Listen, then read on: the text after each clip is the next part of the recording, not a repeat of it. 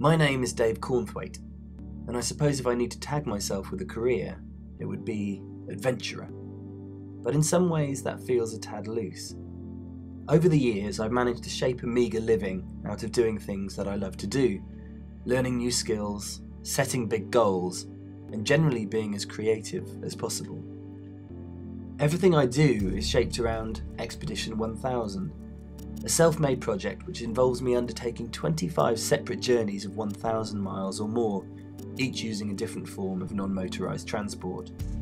This is the first of a series of video podcasts following the project and everything else that goes on around and in between it. It's taken me about 5 years to find my feet with adventure. It started off on a skateboard. I pushed the length of Britain and then almost 4,000 miles across Australia, which at the time was the longest skateboard journey in history. A couple of years later I walked and kayaked the length of Australia's longest river, the Murray. But these days things are picking up pace.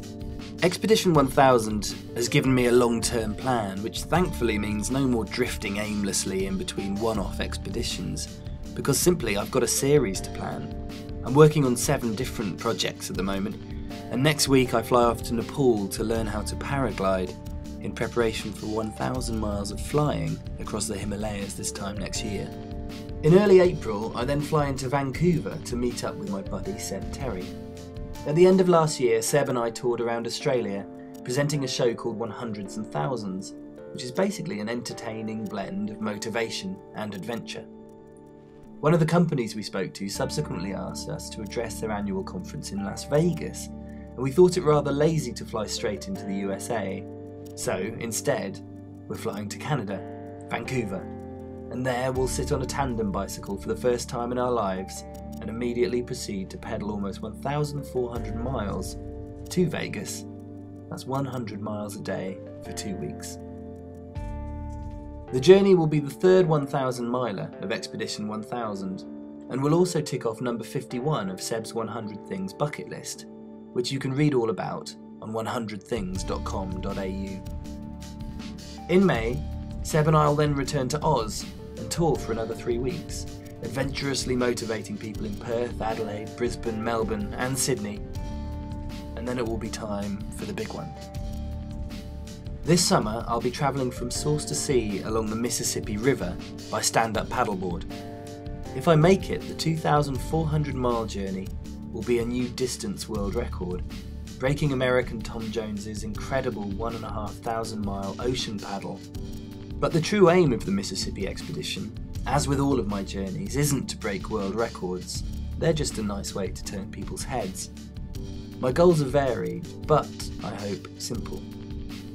Firstly, I love combining sport and travel to encourage people to think big, live healthily, and also develop a growing awareness of personal well-being and environmental understanding. I've always figured that if we look after ourselves and our own little corners of the planet, Earth will be in a much better condition. Don't get me wrong, I'm not trying to save the world here. I'll leave that to Bono. I just think that big changes start from the smallest places. I've been lucky enough to have created a career that gives me all of the fulfilment I could ever ask for. And it's important for me to balance out that selfishness by doing some good along the way. Throughout Expedition 1000's 25 journeys, I hope to raise £1 million for charity. It's ambitious, sure, but did we ever achieve anything by aiming low? I don't like force-feeding charitable messages down people's throats. I think we've got enough of that on the streets already. So I'd rather direct you to the relevant page on my website and let you make a decision. All I ask is that if you like what I do and why I do it, every little donation gives me an extra nip of energy to do some more of the same. Currently we're supporting the AV Foundation, who implement drinking water systems into schools in East Africa, and Copperfield, whose inspirational work developing breast cancer awareness has already begun to save lives. If you'd like to make a donation but would prefer something else in return, why not sponsor a mile or 10 on my Mississippi paddle? In return, I'll send you a photo from the expedition, taken during your very own section. After the Mississippi, I'll still have 21 more journeys, so planning is ongoing for all kinds of cool stuff, like riding a free cross trainer on wheels through Europe. a wheelchair journey to lead up to the London Paralympics, a cycle across North America with my good friend Sarah Ooten, a ski to the South Pole, an ocean row, even 1,000 miles on stilts. I can't do all of this by myself, so I've set up a voluntary internship for anyone who wants to develop any number of skills at the same time as helping put this project together. Already I've got project managers, social media gurus, photographers, video editors, and even science experts on the team, and they're all pushing things along at such a speed I can barely keep up. I'm also looking for people to fill a mobile HQ to make sure the Mississippi River expedition maximises everything, from donations to media coverage.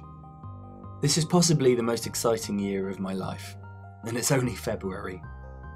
Thanks for listening. I'll be back with another one of these podcasts in a month or so. But in the meantime, to find out more about all of this madness, visit DaveCornthwaite.com and hook up to @DaveCorn on Twitter.